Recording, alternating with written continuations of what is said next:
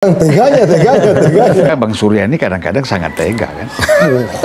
PKB ini kan tiba-tiba ada kesempatan, ya kan, Demokrat keluar, ya masuk.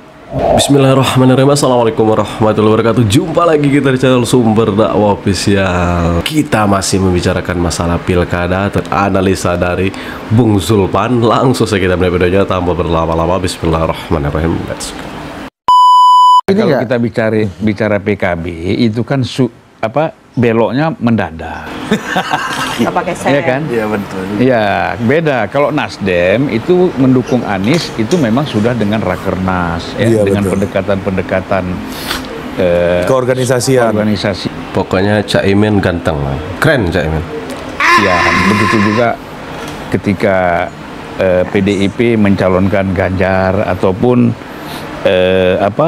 Gerindra mencalonkan Prabowo misalnya, itu semua dikaji dengan matang, dilakukan studi dengan matang. Kalau PKB? Tapi kalau PKB ini kan tiba-tiba ada kesempatan, ya kan, Demokrat keluar, ya masuk. Nah, Jadi sehingga konsolidasi dengan konstituen elitnya ini kurang. Satu, kedua ada problem NU juga di sini. PBNU-nya tidak mendukung Anies. Padahal kan sebagian akarnya dari PKB ini kan NU, kader-kader NU juga. Betul. Jadi kalau kita kaji PKB memang ada agak beda. Ya. Bang, tapi izin Bang, kan sekarang persiapannya jauh lebih matang karena sudah jauh-jauh hari.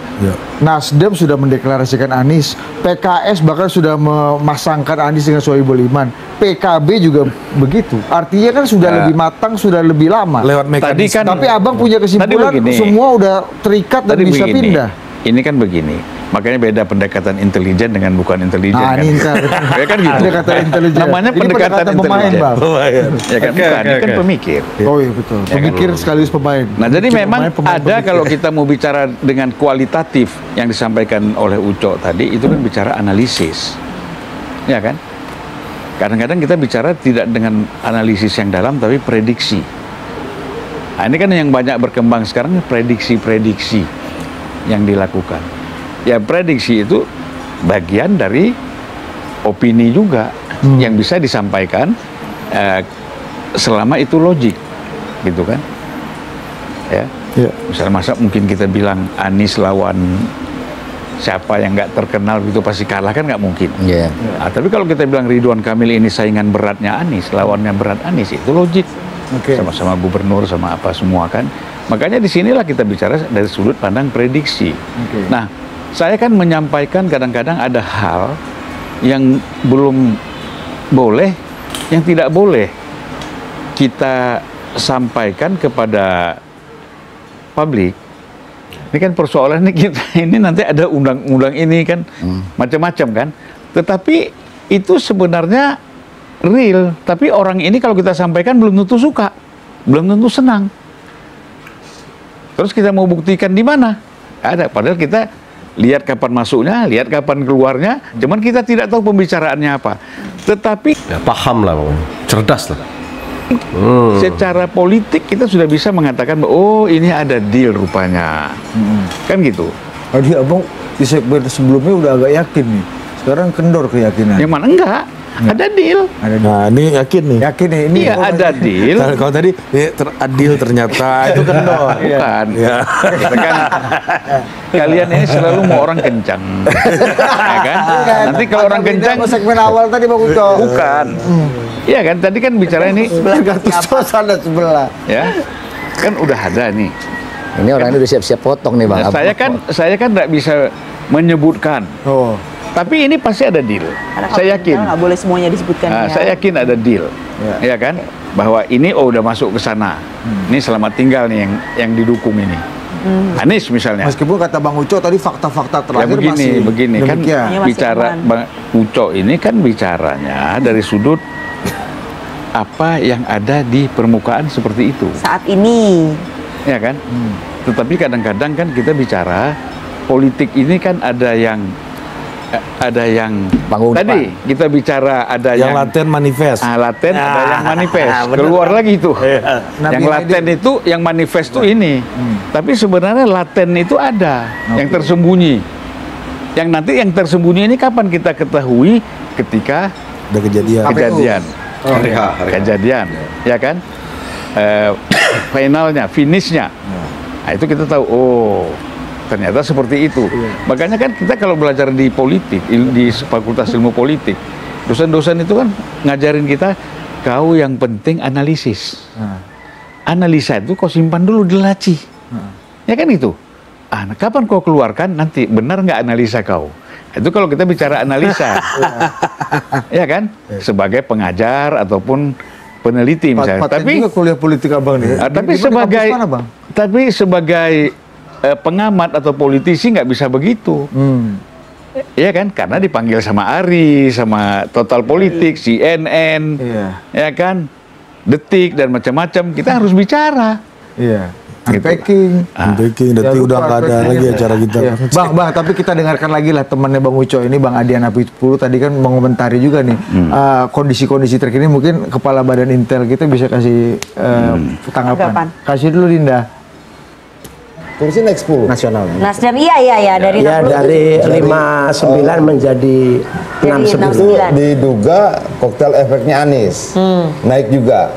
Jadi setelah naik 3. Jadi setelah mendapatkan koktel efeknya keberuntungan dari Anies tadi, lalu Anies mau ditinggalkan. Wah, benar kata Roma Irama, teganya. Tapi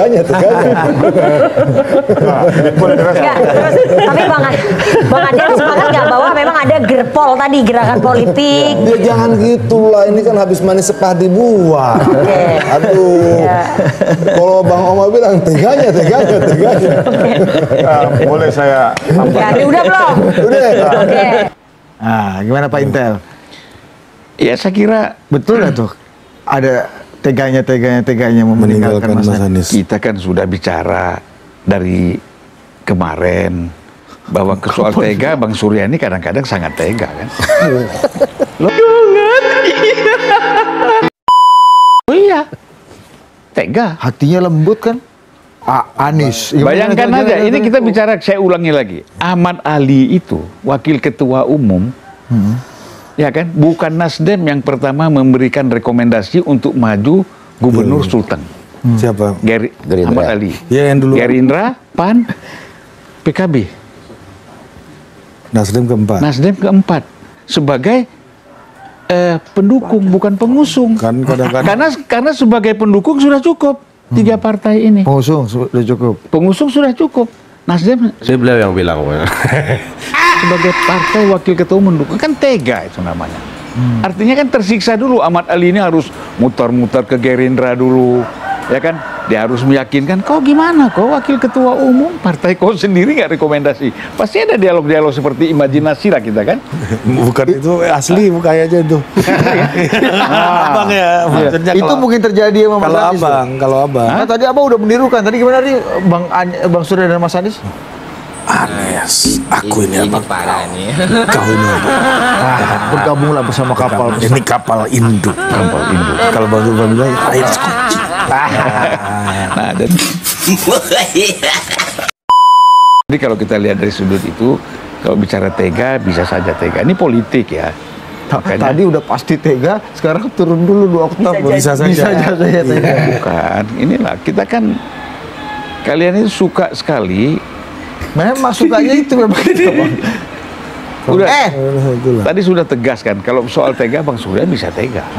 Naik lagi 1 oktav. Nah, ini bisa tega. Contohnya Ahmad Ali. Terus satu doang. Satu aja kan, dari yang lain kan sayang. Iya. Wah, saya kan nggak mau bicara terlalu banyak, nanti orang-orang belum tentu suka ya kan. Iya. Kita ke. Ya, dia nggak ngerti antitesis, teganya dia mau memberhentikan aku yang salah itu kan? Iya. Tega juga. Abang kan memang salah filsafat. Iya. Kenapa harusnya pakai Descartes? Abang pakai Hegel. Itulah bikin. Oh, aku yang salah. Johnny Plate yang salah. Pokoknya kalau masalah tega setega-tega aja lah, itu no comment.